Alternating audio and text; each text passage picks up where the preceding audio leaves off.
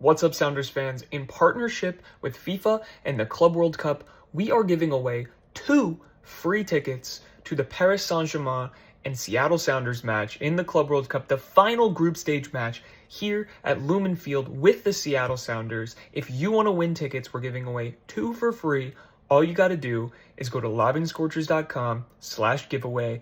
You can enter there. You'll be prompted on how to get entries and all of that stuff. Super simple. We'll notify the winner tomorrow morning at 7 in the morning, so have your emails ready, and we hope to see you there. Again, lobbingscorchers.com/giveaway. Get in there and get those tickets. Welcome in to a special episode of Lobbing Scorchers. The Club World Cup is almost over for the Seattle Sounders, barring something miraculous. But before it ends, there is one more game, and it's a big one. They've played Botafogo. They've played Atletico Madrid. And now the Seattle Sounders are about to play the best team in the world, which is still kind of crazy to think about. But a big matchup coming up with Paris Saint-Germain on Monday afternoon at Lumen Field. The UEFA Champions League winners, they got some good players. It's going to be an interesting matchup and a historic one. And we're going to be previewing it here tonight. And to help me do so, I have a special guest who's been gracious enough to give us his time this evening. His name is Ed from PSG Talk, and we're going to bring him on right now. He is the founder of PSG Talk, which, best I can tell, is one of the biggest English language outlets covering PSG. And he's going to let us know what the scoop is with the UEFA Champions League winners as they get set for a big matchup for them against the Seattle Sounders. Ed, thank you so much for joining the show this evening. How are you doing? Yeah, thank you so much for having me. I'm doing wonderful. The Club World Cup is in full swing. We're still basking in that Champions League glory. So happy to be here with you this evening and talk a little about Sounders and PSG. Absolutely. Excited to get into this game with you. But before we do that, I do like to give our guests the opportunity at the top of the show to just tell our audience about the work that you do at PSG Talk. I looked at your website. You got written content, you got podcasts, you got a YouTube. So if you could just tell everyone just the type of stuff you guys do covering the team and where people can find your work. For sure. Yeah. So our home base, I like to call it, is psgtalk.com. That's where you're going to find a lot of the transfer rumors and kind of the things that are out there, just news-based stories. You can find us pretty much, as you said, everywhere on social media, probably most active on X, but we're on Instagram if you find us there. So just search PSG Talk, you'll find us. And then, you know, Ari, lately we've gotten into this Substack game that everyone's been jumping on. So now we have sort of a premium outlet. We've got podcast interviews with journalists that cover PSG. So if you find us on Ensemble PSG on Substack, we're over there as well. So yeah, we're trying to do a little bit of everything. Awesome. Yeah, you guys are doing great work. And let's just get right into it, Ed, because for us out here in Seattle, this is an exciting matchup just for the novelty of it, getting to see the Sounders play a team like this. But, you know, I think it's also going into it, you don't want anything like embarrassing to happen. It could go off the rails. So I think there's a little apprehension in that respect. But what I like to do to start these interviews when we're previewing Seattle's upcoming opposition, which it's still funny. I'm usually like doing this about like FC Dallas, but now as we scout up PSG as Seattle's next opposition, what I like to do is give the guest my perception of their club as an outsider, as a neutral, what I've gathered from like my knowledge and research, and then you can tell me if my perception of PSG is accurate. So PSG, the way that I understand it is, when you're talking about the hierarchy of French football, Ligue 1, there is PSG and there is everyone else. And it has been like that for generations. They win Ligue 1 every year. And to the point, it's like they have a lack of competition domestically to the point where the barometer of success for PSG has very much been how they do in UEFA Champions League. And I feel like the story for many years has been that PSG is kind of like almost on the tier of these clubs that win UEFA Champions League, but couldn't quite break through to be considered like a top club in the world as like a Barcelona or Real Madrid or Bayern Munich or those like big time powerhouses.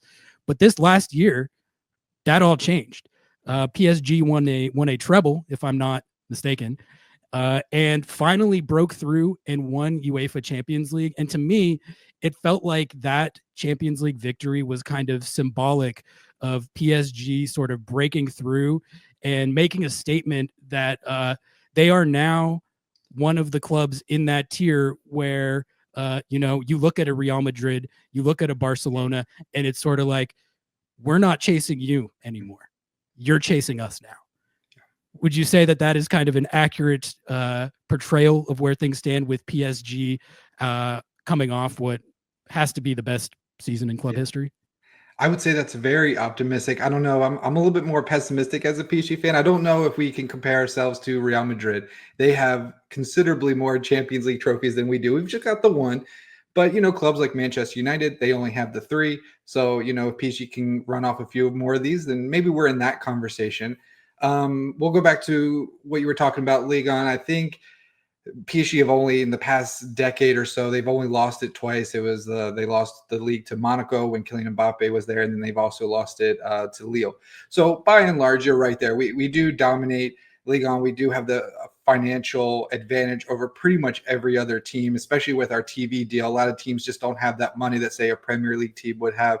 So we do dominate the league there.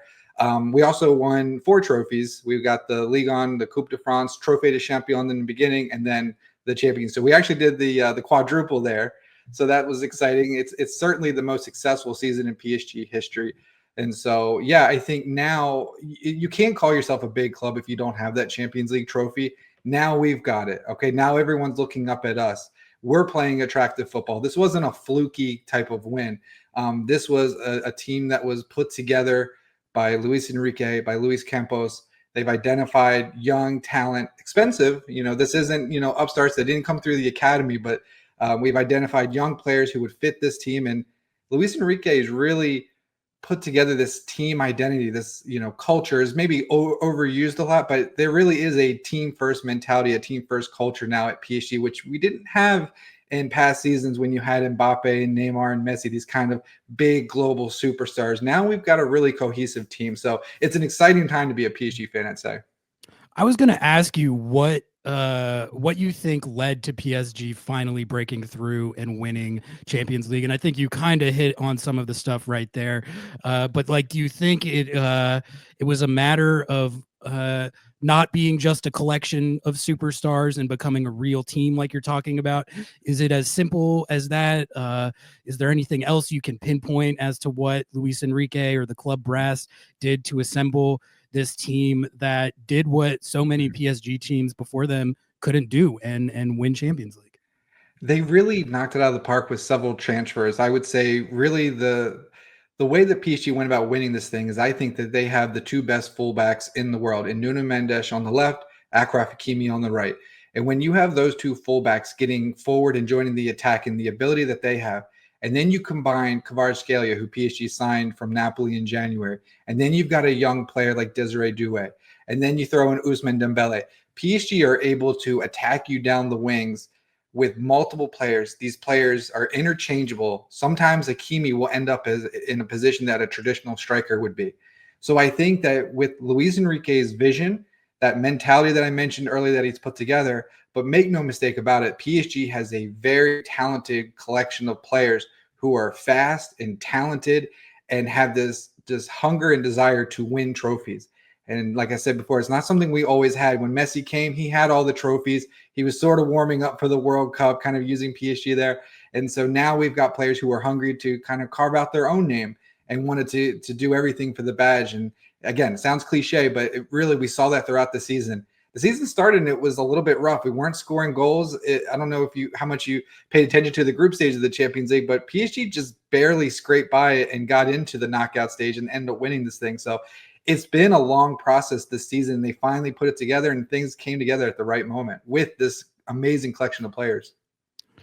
Talk to me about Dembélé. I mean, this guy is the best player in the world. I think it's debatable, but I think now that he has the Champions League, he's absolutely in the discussion. And I mean, anyone who's watched him play can see it. He does everything. He does everything. He's there. There is no weakness to his game, and he just seems like. I mean, he's like a god on the field, but he also just seems like the perfect makeup in terms of like character and the exact type of guy that you need to build around to become a world-class team like this. He's a superstar in every sense of the word, just like a joy to watch play. When you watch him week in, week out, game in, game out, what would you say are the things that make him special, and what type of just person is he on the team? Yeah, so with Ousmane Dembélé, we've kind of all watched him at Barcelona and throughout his career. And he's been really hampered with these injuries. Everyone knew the quality was there, but it always seemed like once he got going, boom, an injury would happen and just his career got stalled out. This season at PSG, he was finally able to stay healthy and put it together. I talked about those early season troubles for PSG. He was certainly part of that. He would get the ball in really dangerous positions, and he could sky a ball, a shot that go over the crossbar and end up, 30 rows up. So he was really struggling. And then again, sometime around late November, December, he started putting it together and the goals started coming. And now after the Champions League win, you certainly have to put him and Lamine Yamal up there at the 1-2, maybe Dembélé is probably number one for the Ballon d'Or, which goes to the overall best player. So yeah, I think you're saying that he's probably the best in the world. It's hard to argue with after the season he just had. What I think I like most about Dembélé is, yes, he's very skillful with the ball. He scores goals, but he hates to lose. You could see when they lost to Liverpool in that first game, you could just see in his eyes, he was encouraging, the players to like, come on guys, let's get it together. You see him when he was pressing in that Champions League final.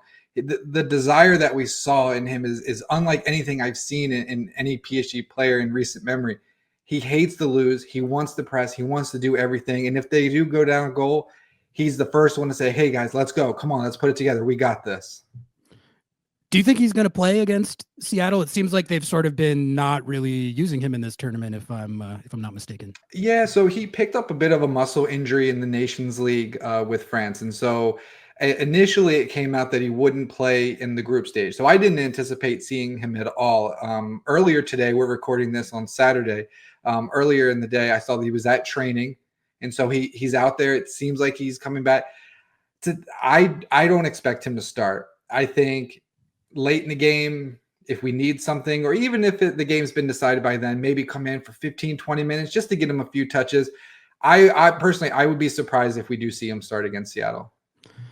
I'm a little torn on it because on one hand, I really want to watch him play in person, and I want like Seattle's guys to get the experience of like playing against a player like that. On the other hand, the thought of like our MLS defenders going against him, I'm like, oh, this could get dicey.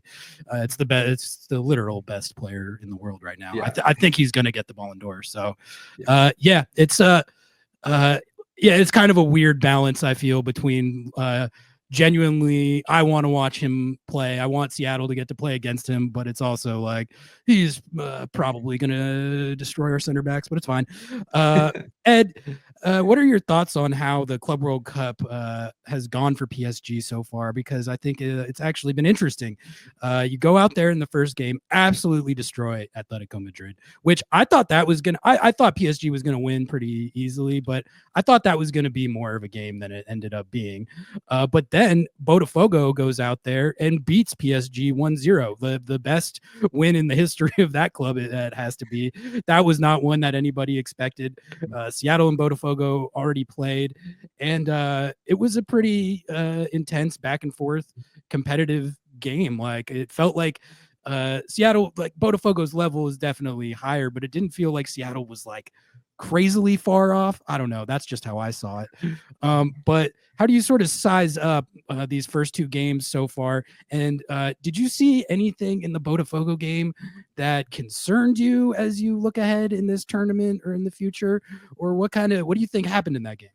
Yeah, so just the tournament as a whole, I've been really pleased with how strong the lineups have been from PSG. There was talk about, hey, we're going to go to the United States. We're going to take this serious. And I think from the starting lineups, you certainly have seen that. There hasn't been that many changes from the team that played in the Champions League final. Sure, Dembele's not there. But that's due to injury. I think if he was healthy, we'd probably see him out there. Atletico Madrid, they seem to sort of run out of gas. They came out pressing, and PSG were able to really kind of pass around and get away from their press and then hit them on the counter and find these open spaces. So they were able to take advantage there and ultimately blew them out.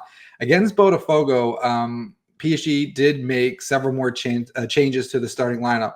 But I think the situation with Botafogo was that they were really up for that one and they wanted to make a point. And I'm talking about the South America versus Europe kind of battle that's underlying in this tournament. They were really up for this one. They absolutely suffocated PSG, and despite PSG having most of the possession, they never really looked that dangerous. Botafogo were able to get that goal and then sort of kind of park the bus and sit back and really frustrate a PSG side without some of their regular starters in the game at that point. So it's sort of how like PSG ultimately ended up beating Liverpool and Arsenal in the Champions League. They believed they could. They had this collective. They played like underdogs. They were tired of saying PSG can't beat Premier League teams, and they took it personal and went out and beat them. I think with this one, with Botafogo, if you keep telling a team they're not good enough and they can't beat a team, that just motivates them more. And I think at the end of the day, they just simply wanted it more than PSG on that night.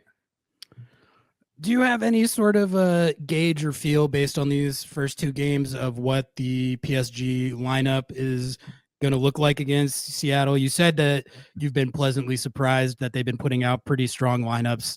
Do you think that this could be a situation where they look at it and they're like, all right, this is an MLS team. We can probably play the backups, play the kids, whatever it is. Or like for me, I feel like Botafogo winning that game was the worst thing that could have happened to Seattle, because now A, PSG is going to be pissed off, and B, like they kind of are going to go into this now feeling like they need to smash on Seattle, which perhaps before if they were already like through or coming off a win, they might not feel like that. But how seriously do you think they're going to take this game? What kind of lineup are we going to see? For sure. Yeah. So after the game against Botafogo, one of my tweets, if you go to my account, I think I put out the GIF of Ralphie from The Simpsons saying, "I'm in danger now." Yeah, exactly. You're right. Exactly. PSG are going to be a little ticked off. You could see in the second half against Botafogo, Luis Enrique made just a bunch of changes. He brought in a bunch of his regular starters because he had seen enough. What he put out there wasn't working, and he didn't like that Botafogo was really kind of slapping PSG around. I mean, we were really frustrated. He didn't like that. So I think they're going to go to Seattle. And the way the table's shaking out, this is the group of death. I mean, if PSG were to lose this game, say Sounders win, then it would be Botafogo and Atletico Madrid that will go on. There's a lot of money up for grabs in this tournament. PSG don't want that embarrassment. You win the Champions League and then you can't even get out of the group stage, and Botafogo gets ahead of you. Like, I just don't think that's going to happen. So I think they're going to go up to Seattle, and you're going to see, the fans going there wanting to see a good game. I think you're going to see the best of PSG. So what I'm thinking, we talked about Dembele. I don't think he's going to start. So in terms of starting lineup, I think you'll see Donnarumma in goal. You'll see Nuno Mendes at left back, Achraf Hakimi at right back. You're going to have Marquinhos and William Pacho at center back. Midfield, Vitinha, João Neves, Fabian Ruiz, probably in the midfield. And then up front, you're going to have Kvaratskhelia on the left, Desiree Doué on the right, and then Gonzalo Ramos is going to be your striker. I think if there's any change to that, you might see maybe Bradley Barcola could be in the conversation to replace Kvara, to just maybe give him a little bit of rest. But look, I mean, like I said, PSG, they have to win this to secure a place in the knockout round. And so I think they're really going to go for it. So you and everyone else with the Seattle Sounders who are going to this game, I think you're going to see a lot of the big names at PSG, and they're going to have to go for it. I think at least the opening 25 minutes, they're going to try to score early and put this game away as quickly as they can. For people who haven't watched PSG or don't know anything about PSG, guys like Dembele, everyone knows him. But who are maybe like your personal other favorite players to watch on this team? Maybe like an unsung hero that does the dirty work that people might not appreciate globally, but you appreciate as a fan. Like who are guys like that outside of the obvious that people should look forward to watching in this game. Yeah, I feel like now that PSG won the Champions League, a lot of football fans are becoming acquainted with players that we kind of knew, like Vitinha and Doué and some of these guys. They're kind of becoming household names. But if I had to give a player, it would be William Pancho. He's our center back, and we talk about unsung heroes for PSG, and he certainly fits the case. We don't have a lot of depth at center back, which is why that's the position we're looking to identify and fill with our first move in the transfer window. But Pacho, he arrived last summer from Frankfurt. I think it was 40 million. And it was a deal that was sort of under the radar. There were some other transfer rumors. We knew we needed a defender. And one day there was a rumor, and then literally like 12 hours later, oh, he's here. Like no one really knew about it. It was just a transfer that just popped up. And all he's done since day one is come in. He's been a first team starter. He's never an issue. He never makes any glaring mistakes. And he's just been amazing. He's 23 years old, if I'm not mistaken, and he has to be one of the best young center backs in the game today. So I think he absolutely fits the bill as the unsung hero for PSG. Ed, I'm curious, you alluded to it earlier, but this is a PSG team that as recently as a couple years ago had Lionel Messi, Neymar, and Kylian Mbappe all on the same team. That team didn't win Champions League. After that era, that trio broke up, has it surprised you, like the swiftness with which they've been able to reassert themselves globally and then ultimately break through and win Champions League? Like, was there any period of time after Messi left and that whole thing happened where you were like, oh man, the future here could get dicey? And has it sort of taken you off guard at like how fast they've ascended? I think each player you have to take case by case. With Messi, we could tell he never really wanted to be here. And ever since he came to Inter Miami, and you guys got to deal with him now, ever since he's left, he talks about how unhappy he was in Paris. And you could see that. Like, he wasn't a bad player. You could just tell his heart wasn't in it. He never really wanted to leave Barcelona. It was just a case of, oh, Messi's available, and PSG is probably the only team that can afford his wages. So sure, why not? Let's take him on for a couple years and see what happens. But he doesn't really want to be there. So when he ended up leaving, it was kind of like the time was right. Like we weren't that much better with him, so it was time to move on. Sold a lot of jerseys, but we didn't get where we wanted to go. With Neymar, way too many injuries, way too many. When he was on and when he was healthy, amazing. But it got to the point where he was just completely unreliable. And so when we were able to transfer him to the Saudi league and get something, I think it was 90 million or something like that, nowhere near what PSG paid Barcelona for him, but it was way more than we thought we would get for a player with his injury history. So we were able to reinvest that into some of the players that we see on the pitch today. And then with Mbappe, I don't know if your listeners, there was a viral video that went around that said it had Luis Enrique really kind of lecturing Kylian Mbappe, talking about, I hear you like Michael Jordan. Well, Michael Jordan could score the ball, but he also played defense, and you did not want to go up against him on defense. That's what I need you to do. And Kylian Mbappe just is not interested in doing anything else than doing Kylian Mbappe things, which is amazing. He's one of the best players in the world, but you need to track back. You need to be part of the team pressing. He just wasn't that type of player. So when he left, we were like, it's time. He always has dreamed of Real Madrid. Let's get rid of that headache. We don't want the transfer rumors.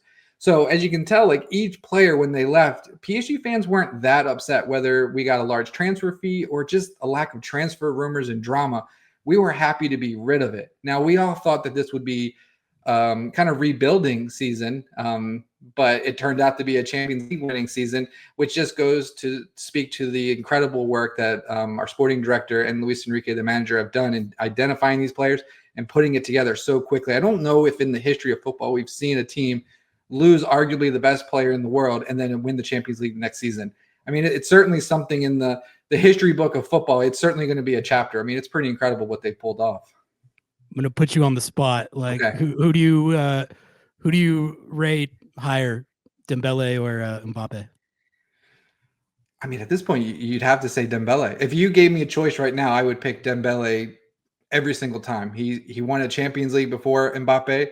And let's not forget, Mbappe didn't go to Seattle Sounders or, Brighton and Hove Albion or something like that. He went to Real Madrid, and not only did they not win La Liga, they didn't win the Champions League. So I'd have to go with the guy that's won it all and the leading candidate for the Ballon d'Or. So yeah, if I had to choose, give me Dembele every day. Yeah, no, I think that's the easy answer, which is just like kind of crazy to think about how fast these things can change. Because yeah, as recently as a year or two ago, if you asked me who the best player in the world was, I probably would have said Mbappe. But now you have it's interesting to hear you talk about how it sounds like it was a lot of like addition by subtraction almost, and then the result was like a real team, like the dream team super collection of superstars. Yeah, you can put all that talent on the field together, but if it doesn't gel and you don't have everyone on the same page playing team ball, it's not always going to win you stuff. And like the thing in the limited PSG that I have watched, the team soccer that they play is just fantastic. Yeah, I'm trying to think of like an American sport equivalent. You could think maybe the Lakers with Luka Doncic and LeBron, the two of the top 5 players in the league, and sure they got to the playoffs, but no further. You have to have a collective team, which is why we see the Pacers and Thunder in the final right now and going up on Game 7 tomorrow. So yeah, I think just this is a win for sport. Just having a collective of really talented guys who play for one another. So I think that if that tells us nothing, it's that money doesn't always buy championships. You do have to have a team. You have to have a mission. Money does help. Don't get me wrong. We some of the players did cost quite a bit, but identifying that talent and putting it together, it means more than just throwing money blindly and signing the biggest name in the sport. You have to spend it smartly. Yeah, it seems like a more kind of likable team in that way than like your typical big sort of powerhouse star-studded team like that. Would you agree? Like this PSG team has kind of like a special aura about it in that way? Yeah, I like aura. Absolutely. And just on social media, people were kind of getting behind this PSG team. Now there's definitely a lot of people who, don't love ownership and QSI and all that. And we certainly as fans have issues with that as well. But when you just look at the players on the pitch and what they're able to accomplish, yes, absolutely. It did seem like this collective was much more likable. We had a lot more fans of other teams kind of rooting us on and saying, this is the most attractive football I've seen in a long time. I wish my team played like that. So yeah, I definitely have seen quite a bit of that. Got Ed from PSG Talk on the show. Ed, as we wrap it up here, the last couple minutes, I wanted to get your take on Luis Enrique, because I think one of the most interesting parts of being in this group of death is it's the player matchups, but also the matchups for Seattle's coach Brian Schmetzer. He's usually going against MLS clubs, and if not, like in CONCACAF Champions Cup, he has to deal with the Liga MX guys. In this tournament, he's got to deal with two of the best clubs in the world, but also the best coaches in the world. I was talking to my Atletico Madrid guest about Diego Simeone, who I rate absolutely as a top 5 coach in the world. When you look at Luis Enrique, do you consider him like a key player in why this team is so good? Like, is he the beneficiary of talent, like sometimes people say coaches are? Like, how do you think he stacks up in the global coaching hierarchy? Yeah, I think absolutely. When you bring the first title to a team like PSG in the French league, which has only been done with Marseille, they're the only other team that won the Champions League. So I think just that accomplishment alone, for years I've said Kylian Mbappe winning a Champions League at PSG would mean way more than anything he does at Real Madrid, and that's because PSG haven't done it. And that applies to Luis Enrique as well. Bringing that title to PSG, he very well may get a statue out front of the stadium. He will forever be remembered as a PSG legend for what he was able to accomplish. As we just talked about, this kind of rebuilding year actually turned into a Champions League winning year. And it's really a testament to Luis Enrique and his style of play. He never wavered. Even last season when we had Mbappe, he benched Mbappe. He would take him out early. Other coaches didn't have the confidence to do that. And I think Luis Enrique, when he came in, he had that past success with Barcelona. And so he was able to come in and players listened to him. And if you didn't listen, you're either on the bench or you're out of the team. If you didn't fit the way that he wanted to play and you were unwilling to learn, you're out of the team. We saw that Colomwani is went out on loan this season. So Luis Enrique had a vision for this team and he never wavered. And I think that is a big part of why they played so well. And I also think just with Luis Enrique, he's just a good guy. We all know his story of what happened with his daughter And I think the players, if you can't get up and go to battle for a guy like that, I don't know what else I can tell you. And I think he's just a good guy. He's so in touch with himself and his players and his surroundings that I think that resonates throughout the dressing room. And I think the players really do fight for him. And I think that means a lot. And so, yeah, I would definitely say he's absolutely a top 5 manager in the game, if not higher. And he's absolutely crucial. I hope he doesn't leave anytime soon. Ed, that is all I got for you here this evening. Thank you so much for the time. I'm looking forward to the game. I've been trying to kind of be zen about this tournament. We're in the group of death. It is what it is. I've been saying that my barometer of success is just acquitting yourself well, competing with dignity. That's the phrase I've been using. So I'm just hoping the team does that. Not expecting too much result-wise. But thank you so much for the time tonight. If you got anything to plug as far as the coverage you're doing of Club World Cup or PSG going forward here that you want to let people know about, or tell us where to find? Absolutely. Yeah. So, PSGTalk.com. But for the game on Monday, which your listeners probably are definitely going to be dialed into that one. If you want to pull up my stream or give me a follow on X or something like that, we'll be there. We usually live tweet during the game and that kind of thing. So you'll probably find me there on Monday. Awesome. Thank you, Ed. And take care.